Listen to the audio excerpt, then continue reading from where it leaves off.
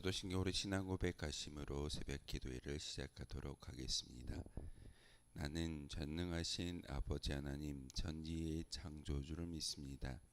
나는 그의 유일하신 아들 우리 주 예수 그리스도를 믿습니다.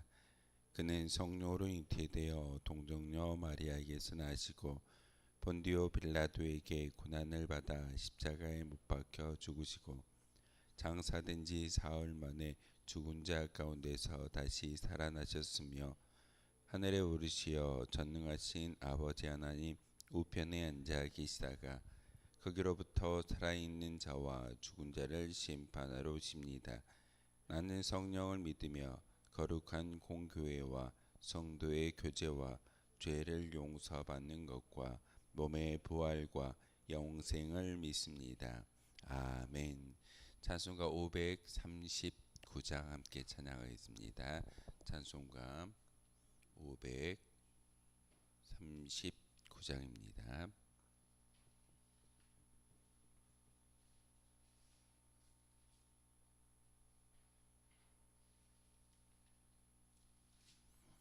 찬송가 539장입니다.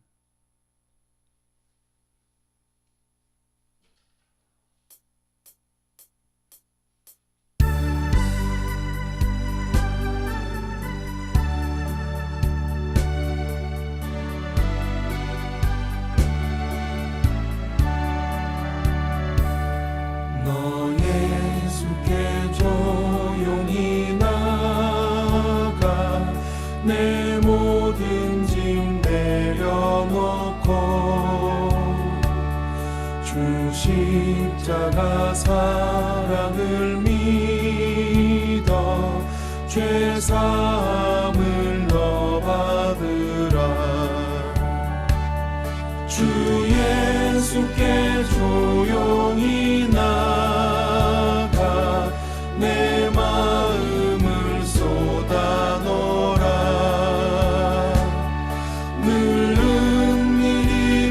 보시는 주님 그 은혜를 베푸시리.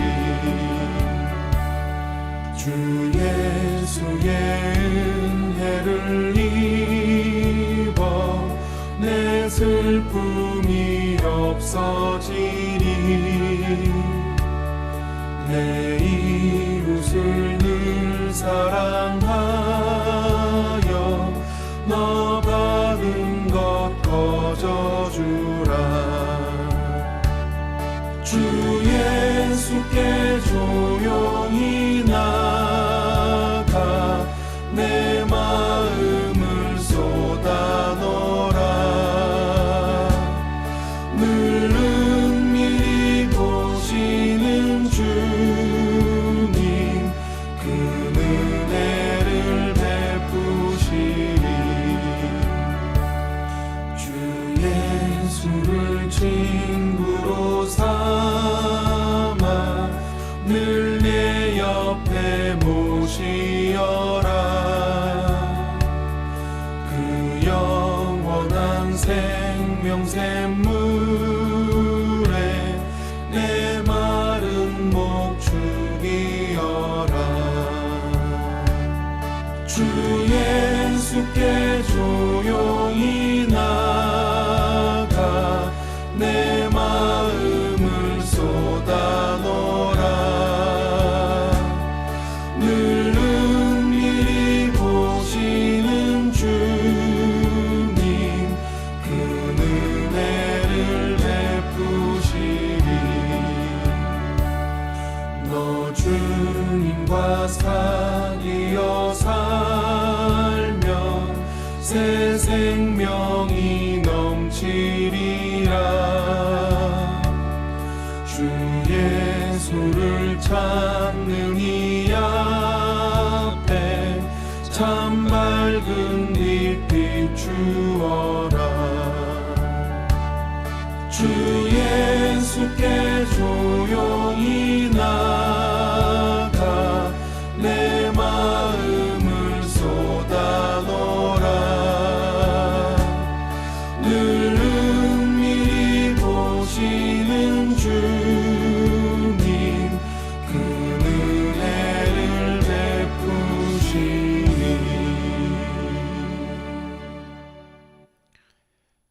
함께 보실 하나님의 말씀은 시편 62편의 말씀입니다. 시편 62편 1절에서 12절까지의 말씀입니다. 시편 62편 1절에서 마지막 12절까지의 말씀을 한 절씩 교독으로 하나님의 말씀 받들어 읽겠습니다. 나의 영혼이 잠잠히 하나님만 바라며 나의 구원이 그에게서 나오는도다.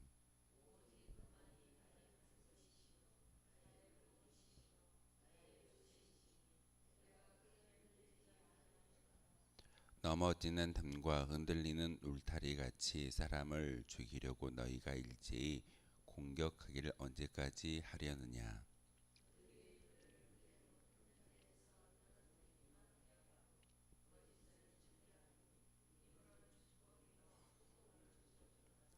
나의 영혼아 잠잠히 하나님만 바라라. 모든 나의 소망이 그로부터 나오는도다.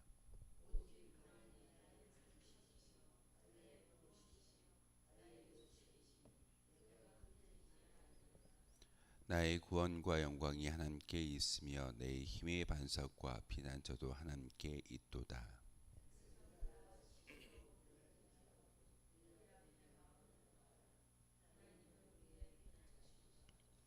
아 슬프도다. 사람은 입김이며 인생도 속임수이며 이니 저울에 달면 그들은 입김보다 가벼우리로다.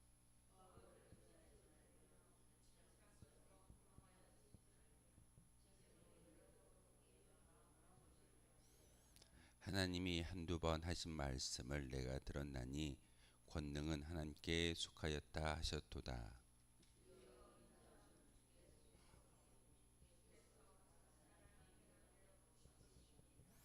아멘. 시편 62편도 다윗이 하나님께 올려드린 찬송의 시입니다. 그런데 부제를 보시면 인도자를 따라 여두둔의 법칙에 따라 부르는 노래라고 부제가 붙어 있는데 여두둔이 누구일까요? 여두둔은 다윗의 장막에서 법궤 앞에서 찬양대가 결성되어지고 그 찬양대를 이끌었던 대장의 이름이 여두둔입니다. 우리 교회로 이야기하면 앞에서 지휘를 감당하고 있는 우리 서정을 장로님이 어떻게 지휘하느냐에 따라서 그 찬송가가 빨라지기도 하고 느려지기도 하고 특별히 후렴이 강조되기도 하고 어떨 때는 후렴보다는 전반부의 가사가 더 강조될 때가 있습니다. 어떤 지휘자가 어떤 음색을 가지고 어떤 목적을 가지고 지휘를 하느냐에 따라서 같은 찬송가이지만 같은 찬양이지만 달라지는 것을 보게 됩니다. 시편 62편도 여두둔이라는 어떤 그 찬양대의 지휘자가 대장이 그 찬양대에게 어떤 자기의 그 목적과 의미를 전달함으로써 자신들이 지키고 찬미하는 법궤 앞에서 하나님 앞에서 이렇게 찬양해야 된다라고 어떤 법칙을 이야기하는 것이 62편의 이야기입니다. 특별히 그 62편의 그 상황적인 배경을 본다면 다윗이 찬미의 제사와 찬송의 시를 올려드리지만 그 상황이 그렇게 녹록하고 감사할 수 있는 그런 조건은 아닙니다. 62편의 어떤 시편의 그런 시대적인 그 배경은 바로 다윗이 왕자에 올라왔지만 왕권을 차지하고 통일왕국을 이루었지만 다윗을 대적하는 많은 무리들이 발생하게 되었습니다. 심지어는 아들들에 의해서 왕권이 창탈되어지는 그런 사건도 여러분 잘 들었을 겁니다.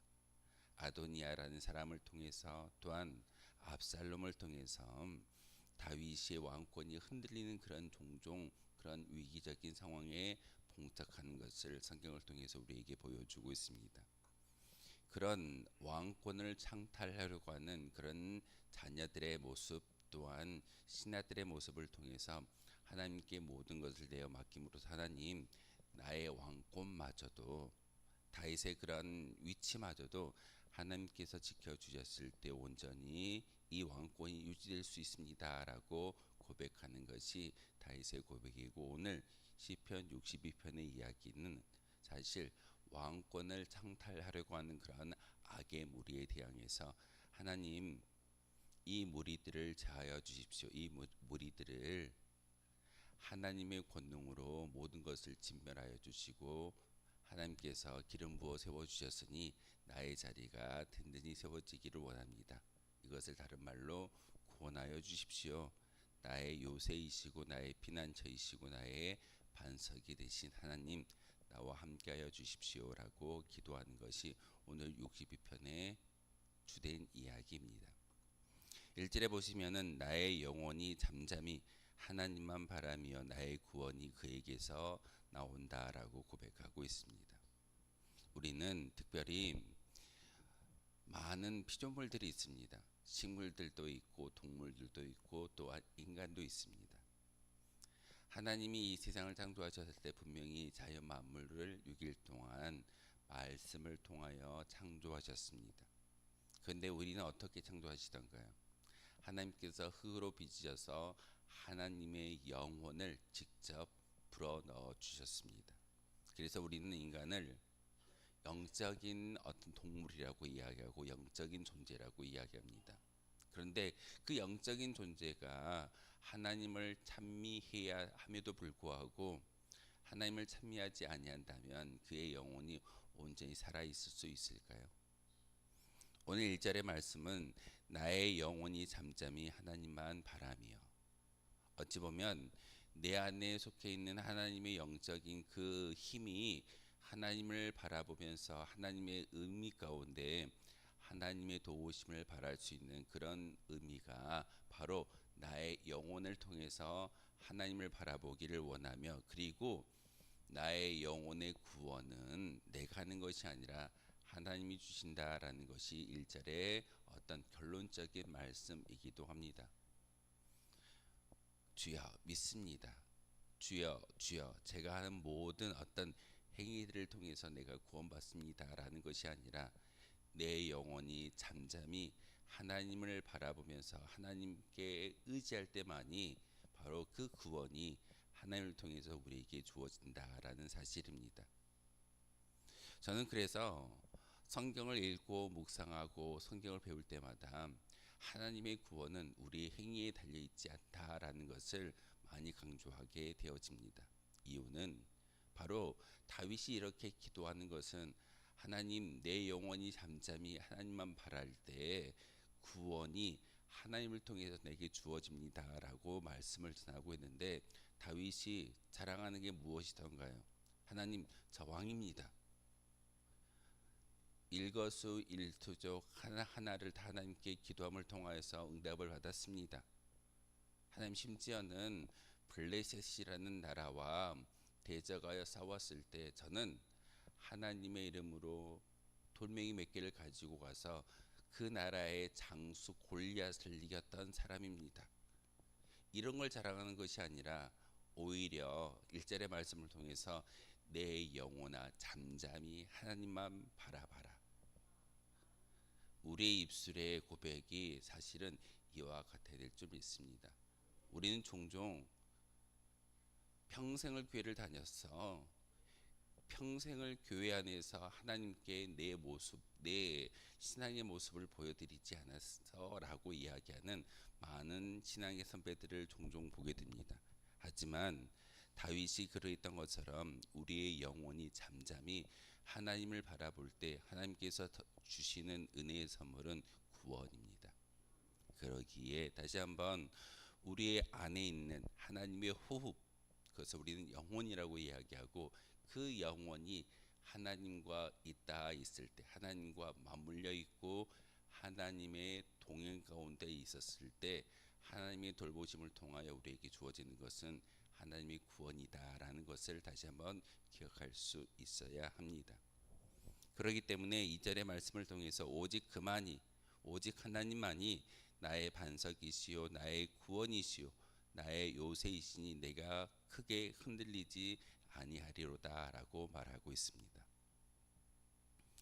왕권이 흔들리고 있는데 다윗은 오히려 내가 흔들리지 않습니다. 하나님께 내가 모든 것을 맡기고 있기 때문에 나의 자리를 흔들려고 아들들이 찾아온다 할지라도, 또한 장수들이 군대를 일으켜 다윗에게 대항한다 할지라도 나는 흔들리지 아니할 수 있습니다. 이유는 하나님만이 나의 요새이시고 나의 피난처이시고 나의 반석이 되시기 때문에 저는 흔들릴 수가 없습니다 라고 고백하는 것이 다윗의 고백입니다. 3절의 말씀을 보면은 넘어지는 담과 흔들리는 울타리 같이 사람을 죽이려고 너희가 일제히 공격하기를 언제까지 하려느냐. 그들이 그를 그의 높은 자리에서 떨어뜨리기만 꾀하고 거짓을 즐겨하니 입으로는 축복이요 속으로는 저주로다라고 말씀을 전하고 있습니다.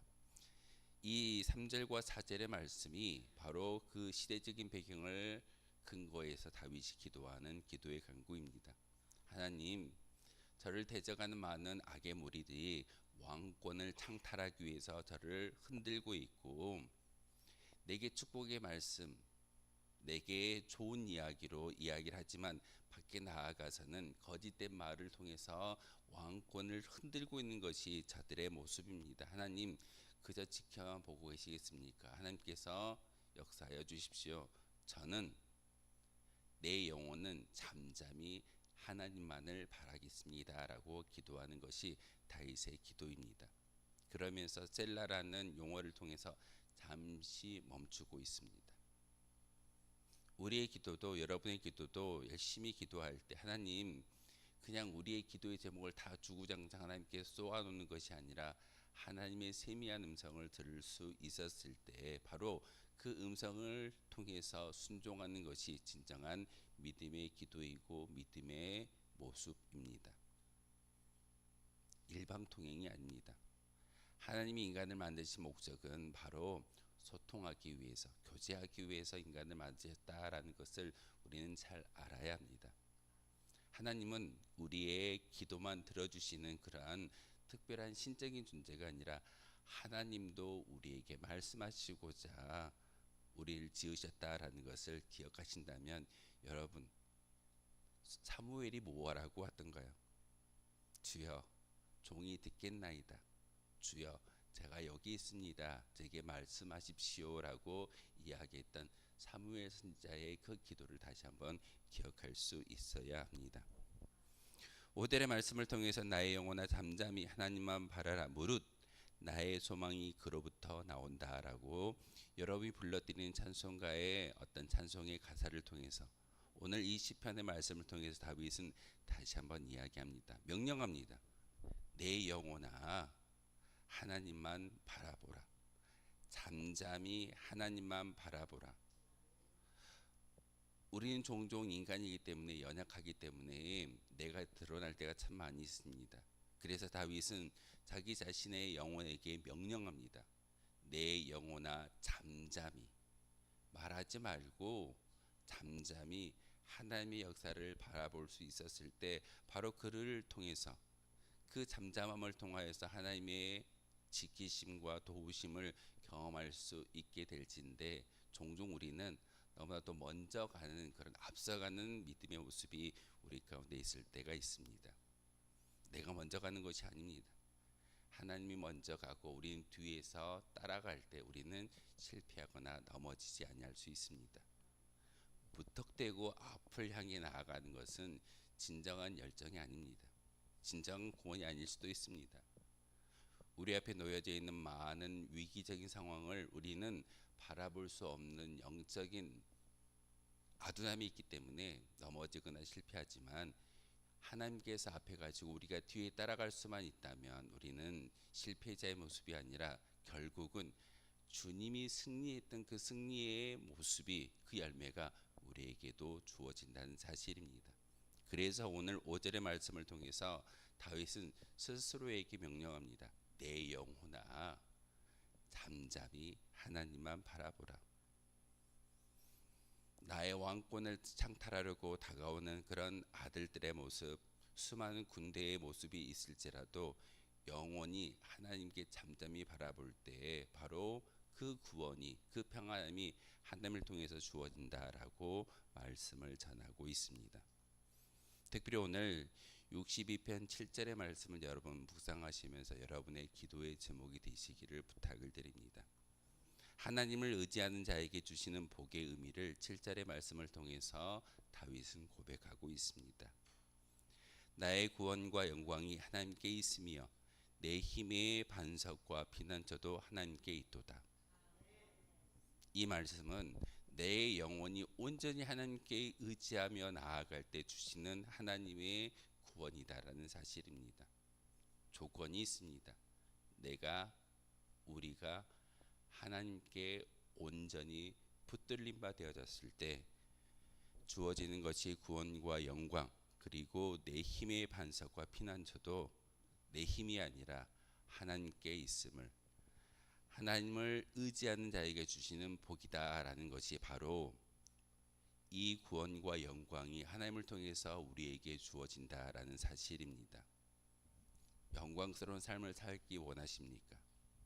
구원의 확신을 가지고 살기를 원하십니까? 또한 하나님의 돌보심을 우리가 경험하며 살기를 원하십니까? 그렇다면 오늘 다윗은 우리에게 말씀을 전하고 있습니다. 하나님만 바라보며 하나님을 의지하라고 우리에게 명령하고 있습니다. 하나님을 의지하고 하나님께 모든 것을 내어 맡겼을 때 오늘 말씀 가운데 하나님이 한두 번 하신 말씀이 아니다라고 말씀을 전하고 있습니다. 다윗도 답답했던 것 같습니다. 다윗도 수많은 믿음의 후손들에게 이렇게 한두 번 내가 하나님의 말씀 전하는 게 아니야. 이 말씀 가운데 하나님의 음성을 마음속에 새기고 각인했으면 좋겠어. 각인이라는 단어는요, 그냥 쓰는 것이 아니라 새기는 겁니다. 마음속에 말씀을 새기고 그 말씀을 통해서 오늘 12절 말씀에 주여 인자함은 주께 속하오니 주께 각 사람이 행한 대로 갚은다라고 말씀을 전하고 있습니다. 여러분의 마음 가운데 말씀을 새기고 그 말씀을 믿고 순종하고 실천할 때 여러분의 그 행함을 통하여서 하나님께서 갚아주신다라는 것을 다시 한번 믿고 기도하며, 특별히 7절의 말씀 하나님의 영광과 하나님의 구원과 그리고 하나님의 그 힘이 여러분의 삶을 통해서 증거되어지기를 주님의 이름으로 소망하겠습니다. 기도하겠습니다. 거룩하신 주님, 참으로 감사를 드립니다. 오늘도 귀한 말씀을 통하여서 우리가 어떻게 살아야 하는가를 다시 한번 다윗의 고백의 시를 통해서 알게 하시오니 참으로 감사를 드립니다. 하나님을 의지하는 자에게는 바로 구원과 영광, 그리고 우리의 힘이 아니라 하나님의 힘이, 또한 하나님의 주시는 반석과 피난처의 영광을 맛보아 알 수 있는 은혜를 주신다라고 오늘 다윗을 통하여서 알게 하셨습니다. 하나님, 단지 우리의 기도의 제목만을 하나님께 올려드리는 것이 아니라 나의 영혼이 하나님을 찬양하며 나의 영혼이 잠잠히 하나님만 바라볼 수 있는 그런 믿음의 고백이 우리 가운데 있게 도와주옵소서. 우리에게 말씀을 주셨고 그 말씀을 또한 마음판에 새길 수 있는 은혜를 주셨사오니 그 말씀을 온전히 마음속에 새김고 또한 심기어 많은 믿음의 열매를 하나님께 올려드릴 수 있는 거룩한 주의 백성들 되게 도와주시며, 특별히 오늘 하루를 통하여서 주의 인자하심을 경험하게 하시며, 또한 하나님께서 우리가 하는 그 믿음의 모습을 통해서 그 믿음의 모습대로 갚아주신다라는 것이 다윗의 신앙의 고백이었던 것처럼 우리 또 오늘 하루의 삶을 통하여서 하나님께 좋은 복을 받을 수 있는 믿음의 삶으로 인쳐주시고, 다시 한번 성령의 충만함을 통하여서 믿음의 중보자로 살아갈 수 있는 저희들 되게 하여 주옵소서. 예수 그리스도의 이름으로 기도하옵나이다. 아멘.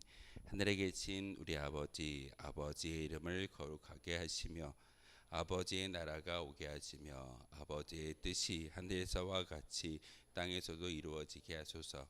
오늘 우리에게 일용할 양식을 주시고 우리가 우리에게 잘못한 사람을 용서하여 준 것 같이 우리 죄를 용서하여 주시고 우리를 시험에 빠지지 않게 하시고 악에서 구하소서.